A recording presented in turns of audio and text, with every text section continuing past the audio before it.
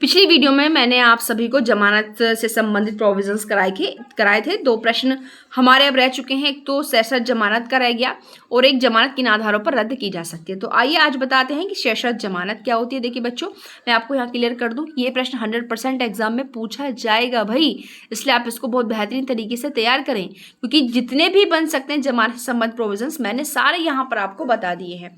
देखिए पहला बात है सशर्त जमानत। तो सशर्त जमानत, आइए प्रोविजन धारा 480 हमने 3 जगह पढ़ी। 480 का सबसेक्शन 2, 6 और 7, ये तीनों हमने कहाँ पढ़े? ये तीनों हमने पढ़े थे सह-अधिकार जमानत में भी, साथ में हमने अजमानते में भी पढ़ लेते, क्योंकि हम सेक्शन 400 आपको जो है 4 जो हमारा 480 है, 480 है, ये हमको फिर उसमें पूरा खोलना है। लेकिन अब अगर इसका एक तीसरा प्रोविजन सशर्त जमानत, तो सशर्त जमानत में केवल हमको इसका सबसेक्शन 3 खोलना है, ठीक है, क्योंकि यही तो बात करता है। सबसे पहले तो इसमें देखना है कहता क्या है। देखिए ये कह रहा है कि अगर जो व्यक्ति है जिस पर किसी भी अपराध का अभियोग का आरोप लगाया गया है, अब उसने ऑफेंस कौन सा किया है कि ऐसा अपराध जिसमें 7 साल उससे ज़्यादा की सजा हो। सबसे पहले तो आप सुन लें कि सशर्त जमानत के मामले में जो ऑफेंस हुआ है उसमें पनिशमेंट कितनी हो। 7 साल से ज़्यादा वाले जो ऑफेंसेस होंगे, ठीक है, 7 साल के कारावास से ज़्यादा वाले जो अपराध होंगे उनमें ही कंडीशनल बेल का प्रोविजन लागू होगा। पहले इन्होंने यहाँ पर ये कह दिया, या फिर अब बीएनएस के कुछ चैप्टर खोले इन्होंने। पहली कंडीशन या तो कारावास जिसमें 7 साल से ज़्यादा की सजा हो।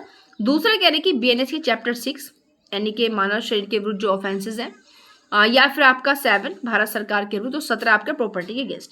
इनके अकॉर्डिंग कोई ऑफेंस करता है, ठीक है, और उनका दुष्प्रेरण करता है, प्रयत्न करता है, षड्यंत्र करता है, चारों चीज़ें आ जाती है भाई। या तो अपराध किया, या दुष्प्रेरण किया, या षड्यंत्र किया, प्रयत्न किया, सब शामिल है, ठीक है। अब यहाँ पर ये तो हो गई हमारी नॉर्मल, ये यहाँ तक वाली चीज़ है।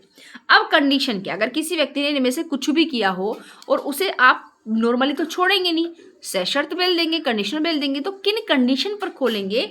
ये कंडीशन 480 सबसेक्शन 3 में दी हुई है। अब ये कह रहा है कि भाई आप उसे जो बॉन्ड आपने भरवाया है उसमें जो शर्तें हैं उनके अनुसार वो कोर्ट में प्रेजेंट होगा। पहली कंडीशन, उसे बॉन्ड भरवाया, अब उससे कहा जाएगा कि भाई जब भी तुम्हें न्यायालय बुलाएगा तुम न्यायालय में प्रेजेंट होगे। पहली कंडीशन रखेगा ये, ठीक है। दूसरी कि इस मामले जिस अपराध के लिए तुमको छोड़ा जा रहा है तुम वो ऑफेंस नहीं कर सकते, दूसरा कर देना। यह जो इन्होंने एक चीज रखी है सीआरपीसी में भी सेम थी कि जिस अपराध के लिए उसको छोड़ा जा रहा है वैसा अपराध नहीं करेगा। भाई अपराध नहीं करेगा ऐसा आपको खोलना चाहिए था, ठीक है, वैसा अपराध नहीं करेगा उन्होंने खोला हुआ है। अब तीसरी क्या कह रहा है कि वो व्यक्ति जो उस मामले से संबंधित तथ्यों और परिस्थितियों से अवगत है, उसको डराओगे धमकाओगे नहीं कि आगे कार्यवाही में वो क्या करे भाई, साक्ष्य ना दे। या जो डॉक्यूमेंट्री चीज़ें उनको नष्ट नहीं करोगे कि तुमको जमानत पे छोड़ दिया, अब कहा भाई अब देखता हूँ कि मुझे साक्ष्य कहाँ से मिलता है, मैं कुछ छोड़ूंगा ही नहीं, मैं एविडेंस नहीं छोड़ूंगा। जो वैसी चीज़ें उनको नष्ट कर दूंगा, जो आपके ओरली देने वाले पर्सन है, गवाह है, उनको जो है डरा धमका दूंगा, वो साक्षी नहीं देंगे, तो भाई ऐसा काम नहीं करोगे। तो ये 3 कंडीशन 480 सबसेक्शन 3 में दी हुई है, ठीक है। पहली कि बंद पत्र की शर्तों के अनुसार कोर्ट में प्रेजेंट होगे। दूसरा, उस प्रकार का अपराध फिर से नहीं करोगे, जो गवाह है उन्हें धमकी नहीं दोगे, दस्तावेजों को नष्ट नहीं करोगे। और एक चीज और खोल दे कि और अदर कंडीशन जो न्याय हित में जरूरी हो। अब इसके अकॉर्डिंग इस न्याय हित की अदर कंडीशन में कोर्ट अपने हिसाब से जो भी उसे उस मामले के अकॉर्डिंग सही लगता है। देखिए ये तीनों कंडीशन तो सब में सेम चलेंगी, कैसा ही भी मैटर हो, ये तीनों कंडीशन तो सब में सेम चलेंगी। अब बात आती है ये वाली। अब ये जो वाला प्रोविजन है न्याय हित में, इसमें उस केस में जो चीजें हैं उनके हिसाब से वो अलग कंडीशन मामले के परिस्थितियों के हिसाब से वहां पर रख सकता है। ओके, ये तो हो गया हमारा 480 सबसेक्शन 3 की कंडीशन। अब हम आते हैं यहाँ पर 482। अब देखिए 482 बात करता है किसकी, एंटीसिपेटरी बेल की, या जमानती मामलों की दशा में यानी कि अग्रिम जमानत की बात करता है, ठीक है। जब किसी व्यक्ति को लग रहा है कि उसको उसको युक्त आशंका हो, रीजनेबल एप्रीहेंशन हो कि उसे किसी ऐसे अपराध में गिरफ्तार किया जा सकता है जो कि अजमानती है, तो अब क्या करेंगे, अब वो हाई कोर्ट या सेशन कोर्ट के समक्ष आवेदन कर सकता है। वो लोग उचित समझते हैं तो उसको गिरफ्तारी की स्थिति में जो है छोड़ दिया जाएगा। अब यहाँ पर क्या कंडीशन है भाई, यहाँ पर भी तो 480 वाली थी होंगी, बिल्कुल वो तो है, उनके अलावा भी कुछ हो रहा है। कैसे, देखिए सबसे पहले हमने 483 में देखा था कि बंद पत्र की शर्तों के अनुसार वो न्यायालय में प्रेजेंट होगा। लेकिन एंटीसिपेटरी बेल में क्या है कि भाई अभी तुमको अरेस्ट तो नहीं किया गया था ना, तो ये कह रहे कि जब भी पुलिस तुमको किसी प्रश्न के उत्तर के लिए बुलाएगी तो तुम जाओगे, क्योंकि तुम कोर्ट तो नहीं पहुंचे ना, बाहर से बाहर तुमको मिली एंटीसिपेटरी बेल। तो अगर पुलिस को लग रहा है कि उस मामले से संबंधित तो उसको तुमसे कुछ पूछना है, और जब भी पुलिस बुलाएगी भाई तुमको जाना पड़ेगा, पहली कंडीशन। दूसरी क्या करिए, दूसरी कंडीशन वो ये कि भाई साक्ष्यों के साथ तुम छेड़छाड़ नहीं करोगे, ये सब में मैंडेटरी होता है, क्योंकि अगर साक्ष्यों के साथ छेड़छाड़ करोगे तो मामला हल्का पड़ जाएगा ना। तीसरी कंडीशन क्या है कि भाई कोर्ट की परमिशन के बिना भारत से बाहर नहीं जाओगे, पता चला कि तुम देश छोड़ के गायब हो गए। ये तीनों कंडीशन आपको एंटीसिपेटरी बेल के अंतर्गत मिलती हैं। और देखिए इसमें चौथा प्रोविजन क्या है कि 480(3) के अंतर्गत जो क्या है, तीनों कंडीशन थी, यानी कि 3 कंडीशन ये हो गई और 3 कंडीशन वो हो गई।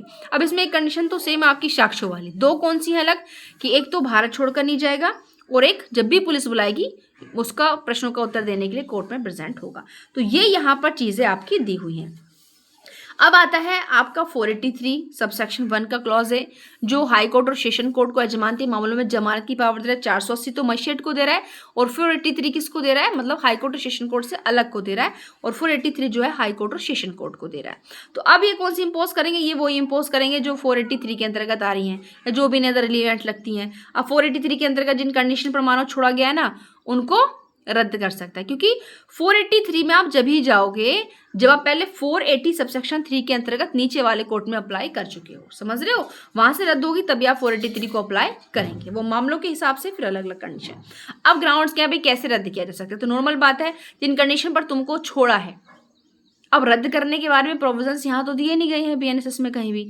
अब क्या करना है हमको कि भाई नॉर्मल पहले तो वो याद रख लो कि जिन पर उसको छोड़ा गया उनका उसने पालन नहीं किया, जैसे उसने फिर से वही अपराध दोहराया है। जब तुमको छोड़ दिया और पुलिस अगर इन्वेस्टिगेशन करी तो तुम इस इन्वेस्टिगेशन में बाधा डाल रहे हो सपोर्ट करने की बजाय, साक्ष्यों को नष्ट कर रहे हो, गवाहों को डरा रहे हो, देश से बाहर जा रहे हो, तुम सारे अपोजिट काम कर रहे हो, तो क्या करेगा, अब रद्द कर देगा बेल को। अब कुछ और चीज़ें, जैसे मानो उस मामले में इन्वेस्टिगेशन चल रही थी, पुलिस को कुछ और ऐसे साक्ष्य मिले जिसके आधार पर तुम गिरफ्तार करना जरूरी हो गया, फिर से जमानत रद्द करनी पड़ी। जमानत जो दी गई थी वो तुच्छ आधार पर दी गई थी, मतलब कोई ग्राउंड्स नहीं थे, वो बेल्स के जिस पे दी गई थी, ठीक है।